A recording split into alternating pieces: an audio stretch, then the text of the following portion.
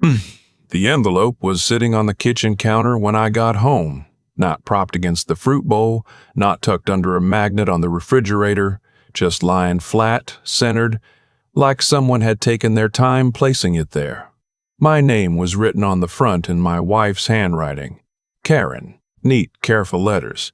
The kind of handwriting she used when she wanted something to look official. I set my keys down next to it. I didn't open it right away. Something in the air of the house felt different, too still, too clean, the way a room feels after someone has just left it. I walked down the hallway. The closet door in our bedroom was open. Half the hangers were bare. The top shelf where she kept her storage boxes, the ones with the winter scarves and the photo albums she'd brought from her mother's house, was empty. I came back to the kitchen and opened the envelope. It was a single sheet of paper, printed, not handwritten. At the top was the name of a law firm I didn't recognize. Below that, 3 paragraphs. The language was formal and cold, but the meaning was simple enough. Karen had retained legal counsel. She was filing for divorce. She had already moved out. Effective immediately, she was requesting that I vacate the marital home within 30 days, as she intended to list the property for sale. At the bottom, below the law firm's contact information, she had added 4 words in her own hand. "I'm sorry, move on." I folded the letter and put it back in the envelope. I walked to the back door and stood on the porch for a while, looking out at the yard. The oak tree we'd planted the first spring after we bought the house was taller than the roof line now. I'd put in the flagstone path myself, 1 stone at a time, over a summer 20 years ago.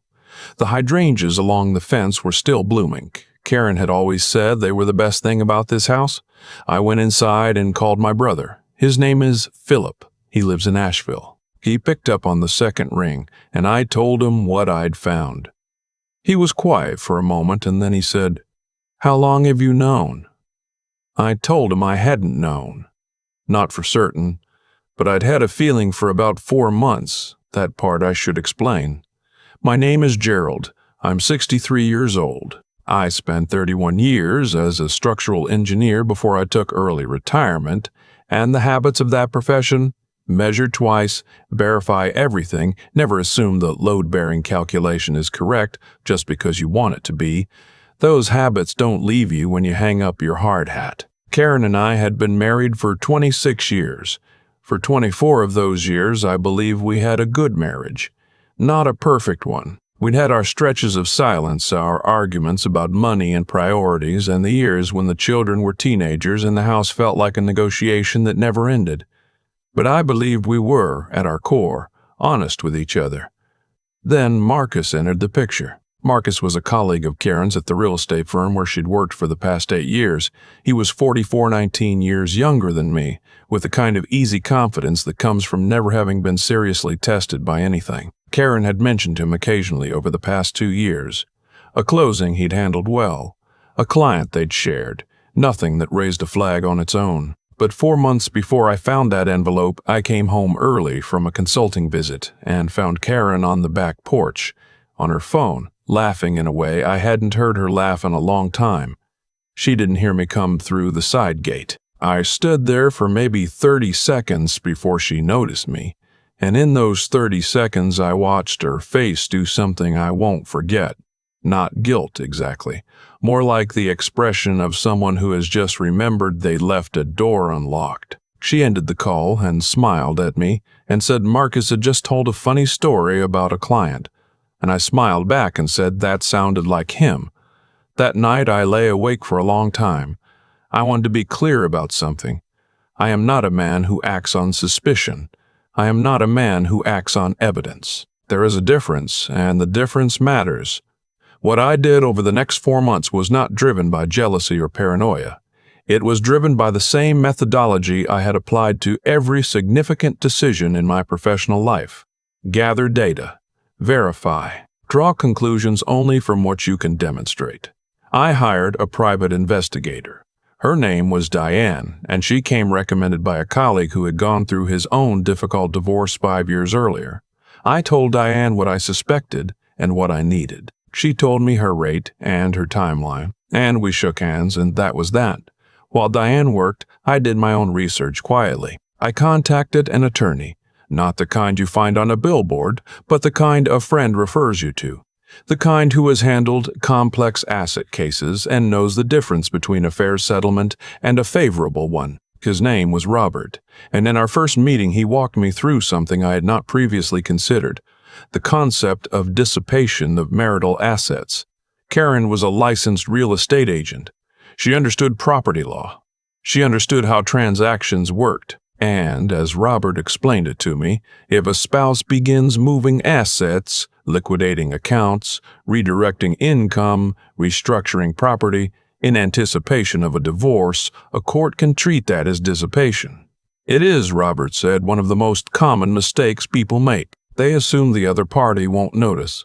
They assume the other party will be too hurt, too stunned, too busy grieving to pay attention to the numbers. I was paying attention to the numbers. 3 months in, Diane delivered her report. Photographs, timestamps, dates and locations. Dates and locations. I looked through it once, carefully, and then I put it in a manila folder and locked it in the fireproof safe in my home office. I didn't look at it again for 6 weeks. I also had Robert subpoena our joint financial records going back 18 months. What came back was instructive. Over that period, Karen had moved $47,000 from our joint savings into a personal account I hadn't known existed. She had also, 4 months earlier, taken out a home equity line of credit against our house. A line that required only one signature because of the way the title was structured. A detail she knew and I hadn't focused on. And drawn $31,000 from it. $78,000. Quietly repositioned over 18 months, while we had dinner together most evenings and watched television on the couch, and she told me about her clients, and I told her about my consulting work, and we said goodnight to each other every night like we always had. I didn't confront her. I want you to understand why. It wasn't because I was afraid of the conversation. It was because Robert had been explicit. Do not tip your hand. If she knows you know, she moves faster. Assets disappear further. Give her no reason to accelerate. So I waited. I was still waiting when the envelope appeared on the kitchen counter. That night, after I spoke with Philip, I called Robert. He had been expecting my call. She filed this morning, he said. I've already been served with the notice. Are you ready? I told him I was. The first hearing was 3 weeks later. Karen's attorney was a woman named Patricia who had a reputation, Robert told me, for aggressive asset division arguments. She was good. She came in with a clear narrative. Gerald and Karen, 26 years of marriage. Karen had been the emotional and domestic center of the household, while Gerald had been focused on his career. Karen deserved the house, a substantial portion of the retirement accounts, and ongoing support. It was a competent argument. It was also built on an incomplete set of facts. Robert's response began with a motion to compel full financial disclosure. Patricia hadn't expected the depth of what we'd already compiled. When the subpoenaed records came in, the hidden account, the equity line withdrawals, the transaction history, the color in Karen's face changed in a way I noticed from across the room.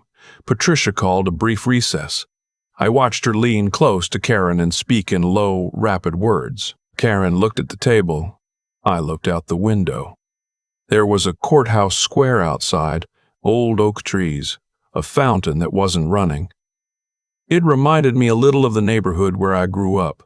Robert was not finished. He presented the PI report as evidence of the affair, not for purposes of moral condemnation, but because in our state, the conduct of a spouse during the marriage is considered relevant to equitable distribution, particularly when that same spouse has been systematically moving marital funds to a private account during the same period. Patricia objected that my attorney was conflating unrelated issues. The judge, a small, precise woman named the Honorable Sandra Ellison, looked at her over her reading glasses and said, "The pattern of financial behavior and the timeline of the personal conduct overlap by 14 months, counselor. I find the relevance self-evident." Patricia sat down. There was a second hearing 2 months later and a third one after that. I won't walk you through every motion and counter-motion. What matters is what the court ultimately found. Judge Ellison ruled that Karen's pre-divorce asset transfers constituted dissipation of marital property. The $78,000 she had repositioned was added back into the marital estate for purposes of division.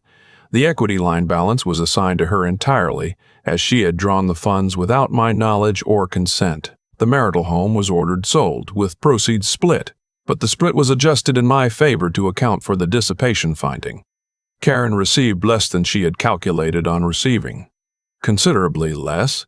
What she had not calculated on at all was what I did next. Marcus, as I mentioned, was 44 and worked in real estate. What Karen apparently did not know, or perhaps knew and had not thought through the implications of, was that Marcus had a significant financial problem. He had over-leveraged himself on 3 investment properties during the interest rate run-up, and he was carrying approximately $290,000 in outstanding debt across those properties, much of it in secondary financing that was approaching default. Robert had a colleague who handled commercial debt transactions. It is a legal and entirely unremarkable practice. When a creditor wants to exit a position, they sell the note to a third party at a discount. The third party assumes the right to collect the debt. I bought Marcus's debt, not all of it, 2 of the 3 notes, totaling $194,000. I paid 82 cents on the dollar. It was, from a pure financial standpoint, a reasonable transaction. The notes were performing, technically, but barely. Marcus did not know for some time who had purchased the notes. He found out the day I instructed my attorney to send him a formal notice of the transfer of ownership and a request for a meeting to discuss the repayment schedule. I am told his response was not calm. His attorney contacted Robert within 48 hours. The attorney's position was that the acquisition of the debt in this context was retaliatory and should be set aside. Robert asked politely on what legal basis. The attorney did not have a satisfying answer. There was a brief hearing on the matter. Marcus's attorney argued that the debt purchase was punitive in nature. Robert pointed out that a debt purchase is a standard commercial transaction, that my client had the legal right to purchase any debt instrument offered for sale on the open market, and that Marcus's feelings about the identity of the new note holder were not a recognized cause of action. Judge Ellison, who happened to be presiding, listened to the argument and then looked at Marcus's attorney and said, "Acquiring debt on the open market is not harassment, counselor. It is commerce. Your client's discomfort with the identity of the holder does not create a legal remedy." She denied the motion. I did not celebrate. I want to be honest about that. I am not a person who finds satisfaction in another person's suffering. What I found sitting in that courtroom was something quieter than satisfaction. It was more like the feeling I used to get at the end of a long engineering project when the final inspection came back clean. Not joy. Confirmation. The sense that the calculations had held. Marcus eventually worked out a revised payment schedule with Robert. He is current as of my last update. I did not purchase the notes in order to ruin him. I purchased them because I had the legal right to do so and because I wanted him to understand, as Karen needed to understand, that there are consequences to choices, and that the consequences do not wait politely for you to be ready for them. The house sold in the fall. I stood in the driveway on the morning of the final walkthrough. The oak tree was behind me, the flagstone path, the hydrangeas going rust-colored at the edges now as the season changed. I had spent 22 years in that house. I had shoveled its driveway in winter and fixed its gutters in summer and sat in its kitchen for more breakfasts than I could count. I walked to my car. I got in. I drove away. The movers had already taken my things to a rental on the other side of town, a clean, quiet apartment with tall windows and a view of a small park. I had a new chapter to write. I knew that. I just needed to sit quietly for a moment first and let the old one end without hurrying it along. I was in the apartment that evening, eating takeout at the kitchen table and reading when my phone lit up. Karen. I watched it ring. I set it face down on the table and went back to my book. She called 7 more times before midnight. I have not answered. There are things I could say to her. There are questions I stopped needing answers to somewhere between the second and third hearing, when the financial documents were spread across the conference room table, and I could see, laid out in ink and timestamp, the shape of what our last 2 years had actually been. Whatever she would tell me now, that she was lonely, that she hadn't thought it through, that she was sorry. I believe she means it. I also know it wouldn't change anything. Some doors, once closed, don't ask to be opened again. My daughter called me the week after the sale closed. She lives in Portland, and she is 28, and she is the kind of person who gets to the point. She asked me how I was doing. I told her I was doing well. She was quiet for a moment, and then she said, "Dad, I need to ask you something." I told her to go ahead. Did you know this was coming? Like, before it came? I told her I had had some time to prepare. She laughed, a short, surprised sound. "That is the most you thing I have ever heard," she said. "You're like you built a load-bearing wall before the storm hit." I told her that was more or less accurate. She was quiet again, and then she said, "Are you actually okay?" Not engineer okay, actually okay. I thought about that for a moment. I looked around the apartment. The tall windows, the park outside going gold in the evening light. A life smaller than the one I'd had, but cleaner in its lines. I told her I thought I was going to be. I meant it. That night I sat by the window for a long time after the light was gone, not thinking about Karen, not thinking about Marcus or the court dates or the documents in the fireproof safe. Just sitting. The city was quiet in the way cities get quiet late at night, not silent, but settled. There was a couple walking a dog across the park below, and a light on in the building across the street, where someone was up late, reading or working, or just unable to sleep. There is something I have learned. At 63, after a career built on structural analysis, after raising 2 children and losing my father and watching my mother decline and navigating 26 years of marriage, that I wish I had understood when I was younger. Stability is not the same as safety. A structure can appear solid for a very long time, while the load it carries is quietly redistributing in ways the surface doesn't show. The only way to know the true condition of a thing is to do the work, run the numbers. Look where the weight is actually resting. I ran the numbers. I looked where the weight was resting. I didn't rebuild on a damaged foundation. I built something new. The apartment lease is a year. At the end of it, I may buy a smaller place. Something with a yard, maybe, room for a garden. My son has been sending me real estate listings from a town in the foothills where he and his family live, about 40 minutes from here.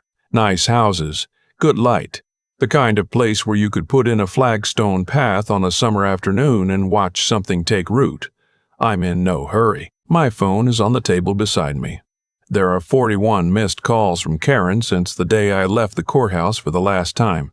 I haven't listened to the voicemails. I know what they say, or rather, I know what they don't say, because the things she wants to say cannot be said in a voicemail, and we both know it. Some reckonings have to be sat with in silence. That is not cruelty, that is honesty. Philip called last Sunday and asked if I wanted to come up to Asheville for Thanksgiving. I said yes. I booked the flight that afternoon.